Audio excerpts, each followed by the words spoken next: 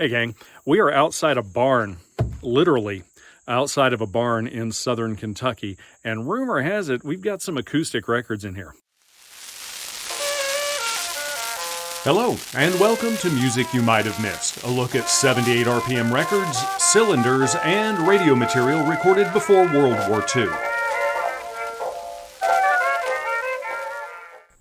So we're having a pretty good time here, and there's a lot of pretty decent stuff in here, especially if you like acoustic recordings. As you can tell, I'm seeing some oddball labels and some stuff I don't normally see.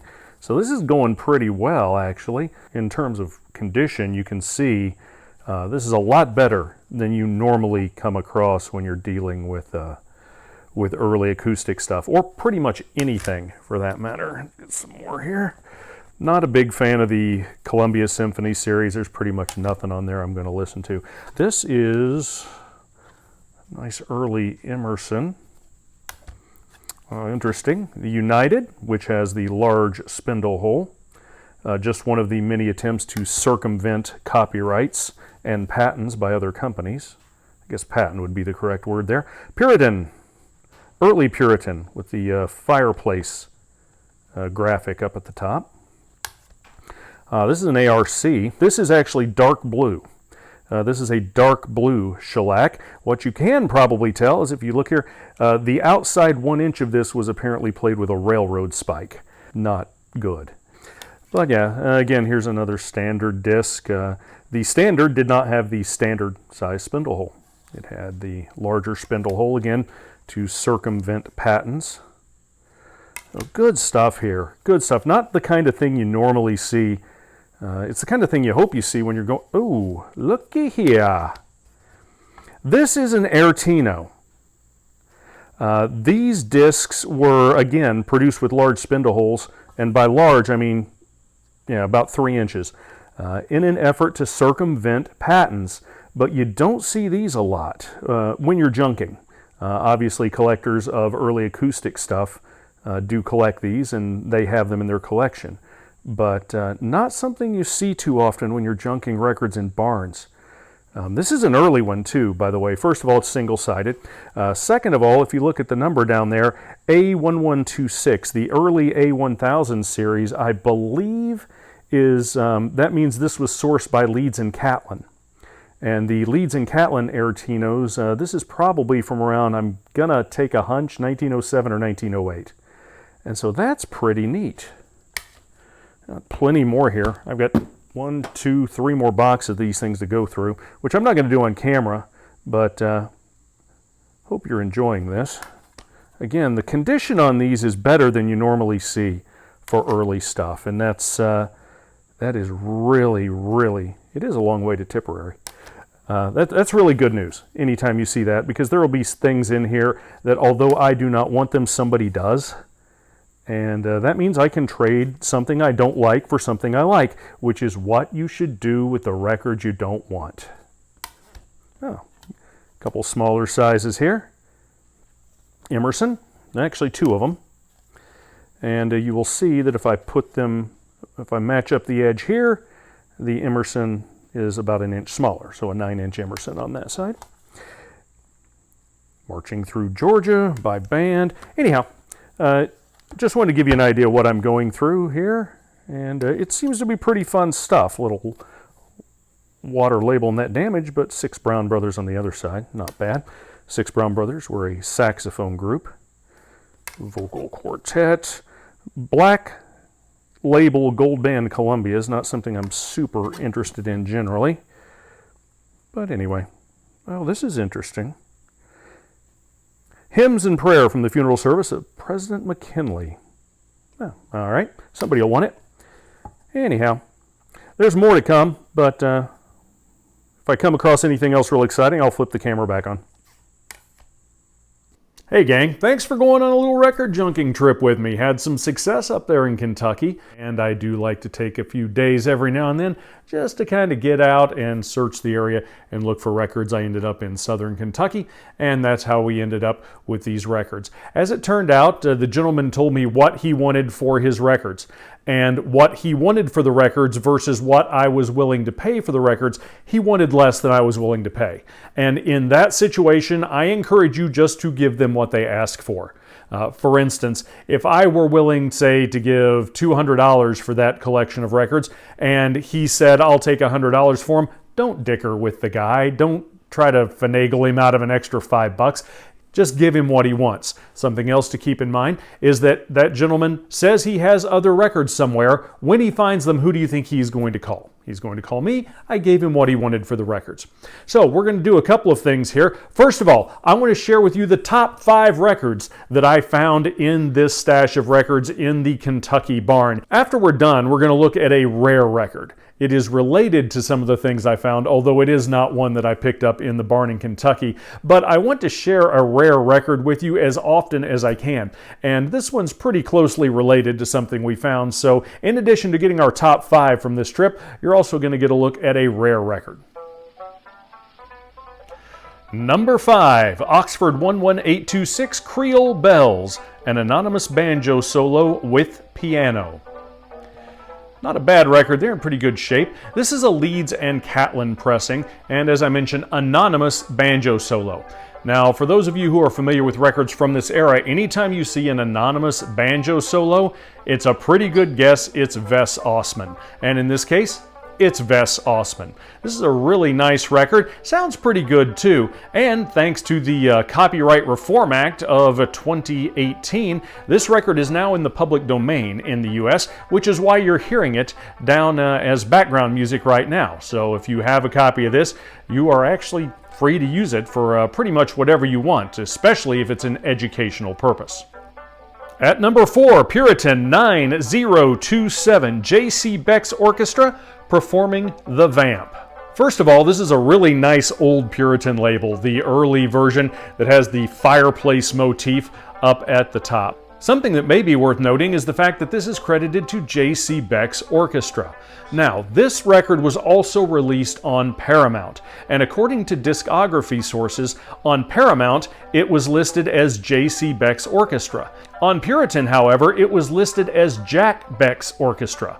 But this copy, even though it's on Puritan, says J.C. Beck's Orchestra. So we're going to do a little bit of digging, see if we can find out whether or not the discographies actually need to be updated. If they are updated, then I will do a little bit of a video just about this disc, because I love doing discography updates. Anytime you can find out a little bit of information that the other discographers haven't been able to find out over the years, it means you're kind of doing your job as a 78 collector and checking on things. It should be noted that literally any 78 RPM record collector can do their diligence and check for discography entries, discography errors, discography modifications, and additions. There are a lot of discographical sources, even online, and we'll talk about those in a future video. But, do a little checking, see if you have a take that nobody else is aware of. That kind of thing really interests 78 RPM record collectors. Number 3. Oxford 453. This title was first recorded in 1901 following the death of President McKinley. This version was recorded probably around 1906 and was released on Oxford much later than some of the 1901 recordings. Interestingly enough, 3 different versions of this recording appeared on the same Columbia disc with the same Columbia catalog number and under the same matrix. So it gets a little bit confusing. This disc was actually recorded by the Columbia Quartet. It just says vocal quartet male voices because obviously on an Oxford release they wouldn't want to put Columbia Quartet. I'm not a really big fan of historical discs, presidential speeches, and stuff like that, so this disc, although it's in really nice condition, is probably going to end up in someone else's collection. It's what you do with records you don't want. Number 2, Emerson 1056. The Six Brown Brothers were a Canadian saxophone sextet, and there are a couple of reasons why this disc ended up in the top 5. First of all, you probably saw it during the intro portion of the video. This side of the disc was really, really dirty, and I actually thought the label was heavily damaged by water. As it turns out, it does have a rather nasty scratch on it, but the label is very readable. In the preview video, when I was out in the barn, literally you couldn't even read the label. There was so much dirt on it. The other reason this one is in the top 5, making it all the way up to number 2, is the possibility that it's a fairly scarce record. The Six Brown Brothers recorded 4 sides during the session in which they recorded this disc. The other disc that was recorded in this session was released on Emerson, but it was also released on Claxtonola, Puritan, Paramount, Emerson, and National. I had to look at my notes, don't tell anybody. And so that one was released on multiple labels. These 2 sides, however, were only released on this disc. They were only released on Emerson, and none of the other client or subsidiary labels ended up with this music on them. To be fair, probably none of those other labels that the other disc is on are particularly common, but it's a lot easier to find a copy of a record that appeared on 5 or 6 labels than it is to find one copy of a record that only appeared on 1. Number 1, Aertino 1126, Who Me? By Collins and Harlan.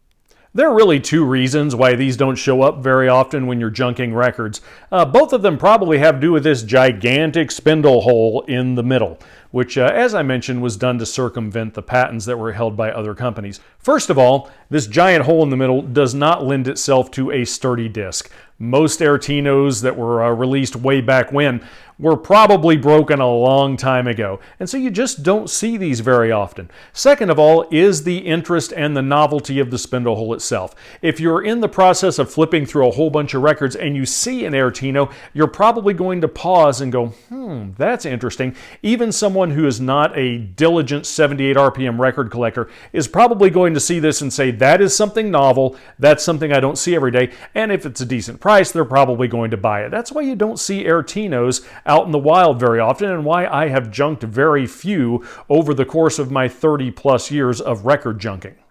This is a Leeds and Catlin pressing, as you can tell by the very low number. One interesting note about this is in the discography of Leeds and Catlin that was done by Alan Sutton, it mentions that Collins and Harlan are the artists, and it mentions that the Busy Bee releases were listed anonymously on the label. Now, why is that important? Because this one is also an anonymous listing on the label. If you look very closely, there is no artist credit on here. Now, normally you'd be like, well, maybe Alan Sutton didn't put it on there. You don't know Alan Sutton if you say that. Alan Sutton, along with Dr. John Bolig, the 2 most meticulous and dedicated discographers walking the face of the earth. If Alan Sutton did not mention that this was an anonymous release on Aertino, it's because he had not encountered it and did not have evidence for it. And so we're going to do a little chasing with this and see if this Collins and Harlan record is in fact a label variation, or if other copies of the Aertino disc do credit Collins and Harlan. So, due to the fact that this is a fairly scarce disc, due to the fact that it survived all these years with a giant hole in the middle, and due to the fact you don't see them very often, that's why this one is my number 1 record from my record junking trip to Kentucky. But before we go, I want to leave you with something that is, I think, rare. It is probably rare. And I realize the word rare is thrown around way too often in the 78 RPM collecting world.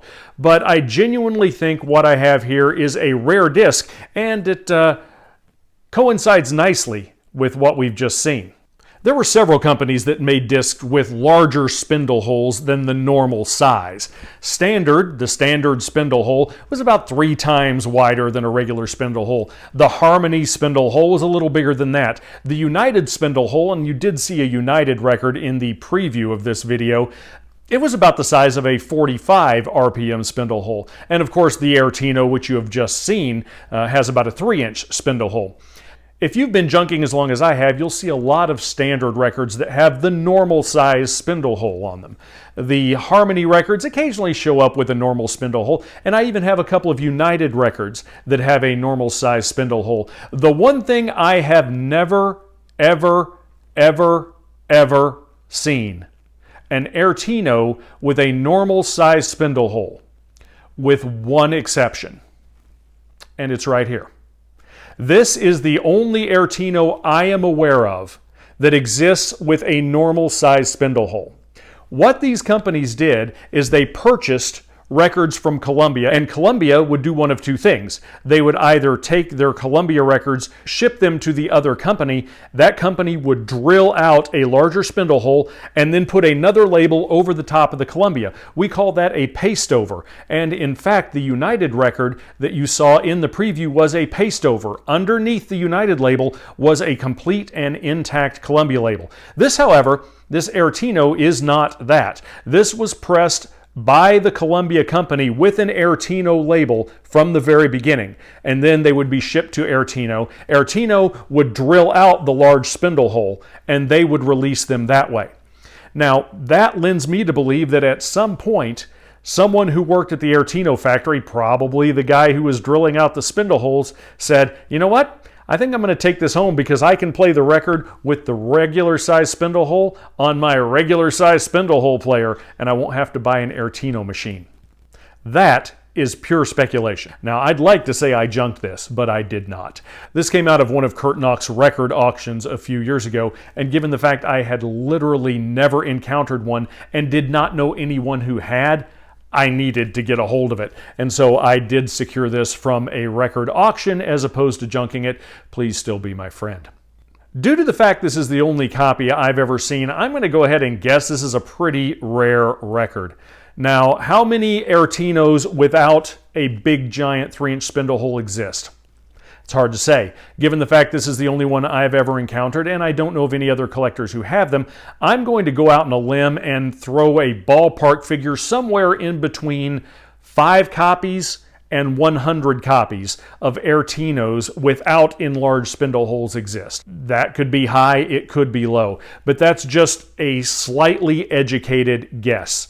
As Charlie Chaplin said, we're all amateurs because we don't really live long enough to be anything else. So that is my amateur, but with a lot of experience guess. There are probably somewhere between 5 and 100 Aertinos with normal size spindle holes floating out there in the world. So pretty scarce. And if you were looking for a copy of this particular disc, which I believe is Steve Porter doing a vaudeville sketch, the odds of ever seeing another one without a spindle hole punched are literally 1 in a million. And so let's just go ahead and say it's a pretty rare record. I hope you've enjoyed taking a look at it, because until I'd seen this one, I'd never seen one, so probably most people haven't. That's going to wrap up this video, and I hope you enjoyed going out to Kentucky with me. Hope you enjoyed looking through the 5 best records I found, and I hope you enjoyed checking out that Aertino. Next time I have a reason to do a video, I'll do another video. Hopefully it will be because I have come across some things while I'm doing discographical research that are worth making notes about. Maybe we'll have some discography updates that we can take credit for, because that's always fun. In the meantime, keep digging through barns in Kentucky, because you don't want records like these to be music you might have missed.